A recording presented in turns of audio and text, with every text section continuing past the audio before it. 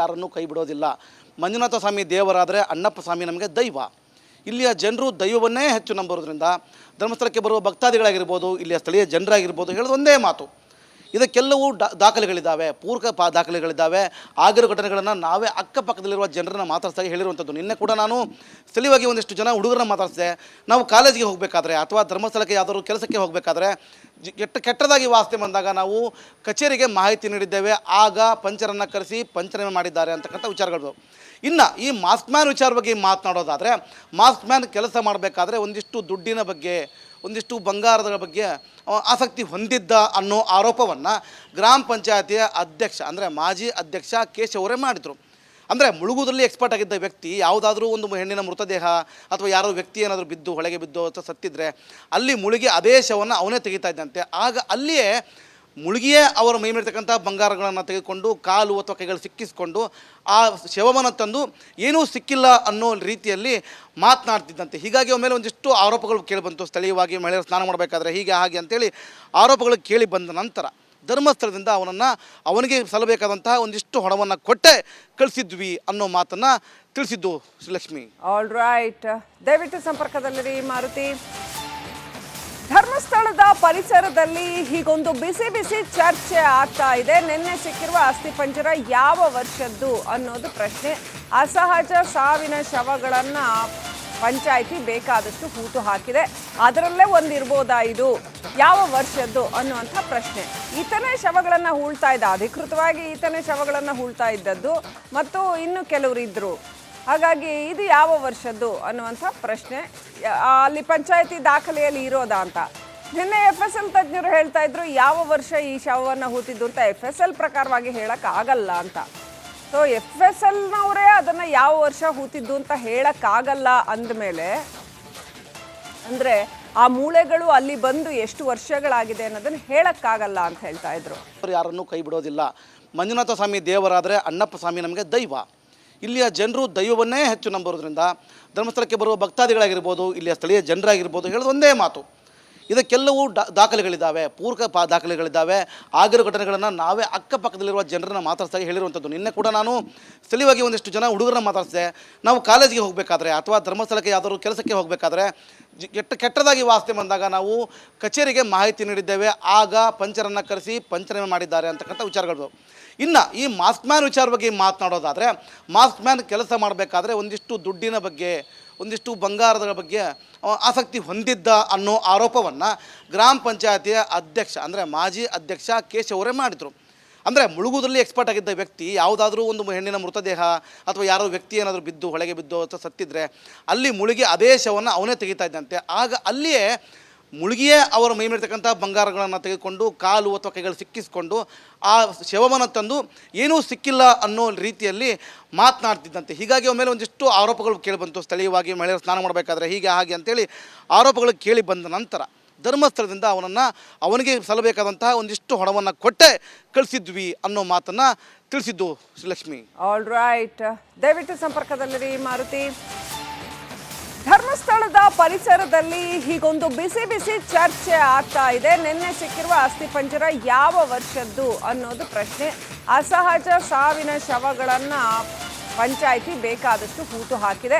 ಅದರಲ್ಲೇ ಒಂದಿರ್ಬೋದಾ ಇದು, ಯಾವ ವರ್ಷದ್ದು ಅನ್ನುವಂಥ ಪ್ರಶ್ನೆ.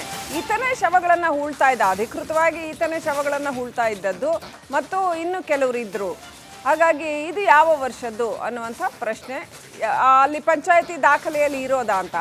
ನಿನ್ನೆ FSL ತಜ್ಞರು ಹೇಳ್ತಾ ಇದ್ರು ಯಾವ ವರ್ಷ ಈ ಶವವನ್ನು ಹೂತಿದ್ದು ಅಂತ. FSL ಪ್ರಕಾರವಾಗಿ ಹೇಳೋಕ್ಕಾಗಲ್ಲ ಅಂತ. ಸೊ FSLನವರೇ ಅದನ್ನು ಯಾವ ವರ್ಷ ಹೂತಿದ್ದು ಅಂತ ಹೇಳೋಕ್ಕಾಗಲ್ಲ ಅಂದಮೇಲೆ ಅಂದರೆ ಆ ಮೂಳೆಗಳು ಅಲ್ಲಿ ಬಂದು ಎಷ್ಟು ವರ್ಷಗಳಾಗಿದೆ ಅನ್ನೋದನ್ನು ಹೇಳೋಕ್ಕಾಗಲ್ಲ ಅಂತ ಹೇಳ್ತಾ ಇದ್ರು. ಯಾರನ್ನೂ ಕೈ ಬಿಡೋದಿಲ್ಲ. ಮಂಜುನಾಥ ಸ್ವಾಮಿ ದೇವರಾದರೆ ಅಣ್ಣಪ್ಪ ಸ್ವಾಮಿ ನಮಗೆ ದೈವ. ಇಲ್ಲಿಯ ಜನರು ದೈವವನ್ನೇ ಹೆಚ್ಚು ನಂಬರೋದ್ರಿಂದ ಧರ್ಮಸ್ಥಳಕ್ಕೆ ಬರುವ ಭಕ್ತಾದಿಗಳಾಗಿರ್ಬೋದು, ಇಲ್ಲಿಯ ಸ್ಥಳೀಯ ಜನರಾಗಿರ್ಬೋದು ಹೇಳೋದು ಒಂದೇ ಮಾತು. ಇದಕ್ಕೆಲ್ಲವೂ ದಾಖಲೆಗಳಿದ್ದಾವೆ, ಪೂರಕ ದಾಖಲೆಗಳಿದ್ದಾವೆ. ಆಗಿರೋ ಘಟನೆಗಳನ್ನು ನಾವೇ ಅಕ್ಕಪಕ್ಕದಲ್ಲಿರುವ ಜನರನ್ನು ಮಾತಾಡ್ಸಾಗಿ ಹೇಳಿರುವಂಥದ್ದು. ನಿನ್ನೆ ಕೂಡ ನಾನು ಸ್ಥಳೀಯವಾಗಿ ಒಂದಿಷ್ಟು ಜನ ಹುಡುಗರನ್ನ ಮಾತಾಡಿಸಿದೆ. ನಾವು ಕಾಲೇಜಿಗೆ ಹೋಗಬೇಕಾದ್ರೆ ಅಥವಾ ಧರ್ಮಸ್ಥಳಕ್ಕೆ ಯಾವುದಾದ್ರು ಕೆಲಸಕ್ಕೆ ಹೋಗಬೇಕಾದ್ರೆ ಕೆಟ್ಟದಾಗಿ ವಾಸನೆ ಬಂದಾಗ ನಾವು ಕಚೇರಿಗೆ ಮಾಹಿತಿ ನೀಡಿದ್ದೇವೆ. ಆಗ ಪಂಚರನ್ನು ಕರೆಸಿ ಪಂಚನಾಮೆ ಮಾಡಿದ್ದಾರೆ ಅಂತಕ್ಕಂಥ ವಿಚಾರಗಳು. ಇನ್ನು ಈ ಮಾಸ್ಕ್ ಮ್ಯಾನ್ ವಿಚಾರ ಬಗ್ಗೆ ಮಾತನಾಡೋದಾದರೆ, ಮಾಸ್ಕ್ ಮ್ಯಾನ್ ಕೆಲಸ ಮಾಡಬೇಕಾದ್ರೆ ಒಂದಿಷ್ಟು ದುಡ್ಡಿನ ಬಗ್ಗೆ, ಒಂದಿಷ್ಟು ಬಂಗಾರದ ಬಗ್ಗೆ ಆಸಕ್ತಿ ಹೊಂದಿದ್ದ ಅನ್ನೋ ಆರೋಪವನ್ನು ಗ್ರಾಮ ಪಂಚಾಯತಿಯ ಅಧ್ಯಕ್ಷ ಅಂದರೆ ಮಾಜಿ ಅಧ್ಯಕ್ಷ ಕೇಶವರೇ ಮಾಡಿದರು. ಅಂದರೆ ಮುಳುಗುವುದರಲ್ಲಿ ಎಕ್ಸ್ಪರ್ಟ್ ಆಗಿದ್ದ ವ್ಯಕ್ತಿ ಯಾವುದಾದ್ರೂ ಒಂದು ಹೆಣ್ಣಿನ ಮೃತದೇಹ ಅಥವಾ ಯಾರೋ ವ್ಯಕ್ತಿ ಏನಾದರೂ ಬಿದ್ದು ಹೊಳೆಗೆ ಬಿದ್ದು ಅಥವಾ ಸತ್ತಿದ್ರೆ ಅಲ್ಲಿ ಮುಳುಗಿ ಅದೇ ಶವವನ್ನು ಅವನೇ ತೆಗಿತಾ ಇದ್ದಂತೆ. ಆಗ ಅಲ್ಲಿಯೇ ಮುಳುಗಿಯೇ ಅವರ ಮೈ ಮೇಲಿರ್ತಕ್ಕಂಥ ಬಂಗಾರಗಳನ್ನು ತೆಗೆದುಕೊಂಡು ಕಾಲು ಅಥವಾ ಕೈಗಳು ಸಿಕ್ಕಿಸ್ಕೊಂಡು ಆ ಶವವನ್ನು ತಂದು ಏನೂ ಸಿಕ್ಕಿಲ್ಲ ಅನ್ನೋ ರೀತಿಯಲ್ಲಿ ಮಾತನಾಡ್ತಿದ್ದಂತೆ. ಹೀಗಾಗಿ ಅವರ ಮೇಲೆ ಒಂದಿಷ್ಟು ಆರೋಪಗಳು ಕೇಳಿಬಂತು. ಸ್ಥಳೀಯವಾಗಿ ಮಹಿಳೆಯರು ಸ್ನಾನ ಮಾಡಬೇಕಾದ್ರೆ ಹೀಗೆ ಹಾಗೆ ಅಂತೇಳಿ ಆರೋಪಗಳು ಕೇಳಿ ಬಂದ ನಂತರ ಧರ್ಮಸ್ಥಳದಿಂದ ಅವನಿಗೆ ಸಲ್ಲಬೇಕಾದಂತಹ ಒಂದಿಷ್ಟು ಹಣವನ್ನು ಕೊಟ್ಟೆ ಕಳಿಸಿದ್ವಿ ಅನ್ನೋ ಮಾತನ್ನು ತಿಳಿಸಿದ್ದು ಶ್ರೀಲಕ್ಷ್ಮಿ. ಆಲ್ ರೈಟ್, ದಯವಿಟ್ಟು ಸಂಪರ್ಕದಲ್ಲಿರಿ ಮಾರುತಿ. ಧರ್ಮಸ್ಥಳದ ಪರಿಸರದಲ್ಲಿ ಹೀಗೊಂದು ಬಿಸಿ ಬಿಸಿ ಚರ್ಚೆ ಆಗ್ತಾ ಇದೆ. ನಿನ್ನೆ ಸಿಕ್ಕಿರುವ ಅಸ್ಥಿಪಂಜರ ಯಾವ ವರ್ಷದ್ದು ಅನ್ನೋದು ಪ್ರಶ್ನೆ. ಅಸಹಜ ಸಾವಿನ ಶವಗಳನ್ನು ಪಂಚಾಯಿತಿ ಬೇಕಾದಷ್ಟು ಹೂತು ಹಾಕಿದೆ. ಅದರಲ್ಲೇ ಒಂದಿರ್ಬೋದಾ ಇದು, ಯಾವ ವರ್ಷದ್ದು ಅನ್ನುವಂಥ ಪ್ರಶ್ನೆ. ಈತನೇ ಶವಗಳನ್ನು ಹೂಳ್ತಾ ಇದ್ದ, ಅಧಿಕೃತವಾಗಿ ಈತನೇ ಶವಗಳನ್ನು ಹೂಳ್ತಾ ಇದ್ದದ್ದು, ಮತ್ತು ಇನ್ನು ಕೆಲವರು ಇದ್ದರು. ಹಾಗಾಗಿ ಇದು ಯಾವ ವರ್ಷದ್ದು ಅನ್ನುವಂಥ ಪ್ರಶ್ನೆ ಅಲ್ಲಿ ಪಂಚಾಯಿತಿ ದಾಖಲೆಯಲ್ಲಿ ಇರೋದಾ ಅಂತ. ನಿನ್ನೆ FSL ತಜ್ಞರು ಹೇಳ್ತಾ ಇದ್ರು ಯಾವ ವರ್ಷ ಈ ಶವವನ್ನು ಹೂತಿದ್ದು ಅಂತ. FSL ಪ್ರಕಾರವಾಗಿ ಹೇಳೋಕ್ಕಾಗಲ್ಲ ಅಂತ. ಸೊ FSLನವರೇ ಅದನ್ನು ಯಾವ ವರ್ಷ ಹೂತಿದ್ದು ಅಂತ ಹೇಳೋಕ್ಕಾಗಲ್ಲ ಅಂದಮೇಲೆ, ಅಂದರೆ ಆ ಮೂಳೆಗಳು ಅಲ್ಲಿ ಬಂದು ಎಷ್ಟು ವರ್ಷಗಳಾಗಿದೆ ಅನ್ನೋದನ್ನು ಹೇಳೋಕ್ಕಾಗಲ್ಲ ಅಂತ ಹೇಳ್ತಾ ಇದ್ರು. ಯಾರನ್ನೂ ಕೈ ಬಿಡೋದಿಲ್ಲ. ಮಂಜುನಾಥ ಸ್ವಾಮಿ ದೇವರಾದರೆ ಅಣ್ಣಪ್ಪ ಸ್ವಾಮಿ ನಮಗೆ ದೈವ. ಇಲ್ಲಿಯ ಜನರು ದೈವವನ್ನೇ ಹೆಚ್ಚು ನಂಬರೋದ್ರಿಂದ ಧರ್ಮಸ್ಥಳಕ್ಕೆ ಬರುವ ಭಕ್ತಾದಿಗಳಾಗಿರ್ಬೋದು, ಇಲ್ಲಿಯ ಸ್ಥಳೀಯ ಜನರಾಗಿರ್ಬೋದು ಹೇಳೋದು ಒಂದೇ ಮಾತು. ಇದಕ್ಕೆಲ್ಲವೂ ದಾಖಲೆಗಳಿದ್ದಾವೆ, ಪೂರಕ ದಾಖಲೆಗಳಿದ್ದಾವೆ. ಆಗಿರೋ ಘಟನೆಗಳನ್ನು ನಾವೇ ಅಕ್ಕಪಕ್ಕದಲ್ಲಿರುವ ಜನರನ್ನು ಮಾತಾಡ್ಸಾಗಿ ಹೇಳಿರುವಂಥದ್ದು. ನಿನ್ನೆ ಕೂಡ ನಾನು ಸ್ಥಳೀಯವಾಗಿ ಒಂದಿಷ್ಟು ಜನ ಹುಡುಗರನ್ನ ಮಾತಾಡಿಸಿದೆ. ನಾವು ಕಾಲೇಜಿಗೆ ಹೋಗಬೇಕಾದ್ರೆ ಅಥವಾ ಧರ್ಮಸ್ಥಳಕ್ಕೆ ಯಾವುದಾದ್ರು ಕೆಲಸಕ್ಕೆ ಹೋಗಬೇಕಾದ್ರೆ ಕೆಟ್ಟದಾಗಿ ವಾಸನೆ ಬಂದಾಗ ನಾವು ಕಚೇರಿಗೆ ಮಾಹಿತಿ ನೀಡಿದ್ದೇವೆ. ಆಗ ಪಂಚರನ್ನು ಕರೆಸಿ ಪಂಚನಾಮೆ ಮಾಡಿದ್ದಾರೆ ಅಂತಕ್ಕಂಥ ವಿಚಾರಗಳು.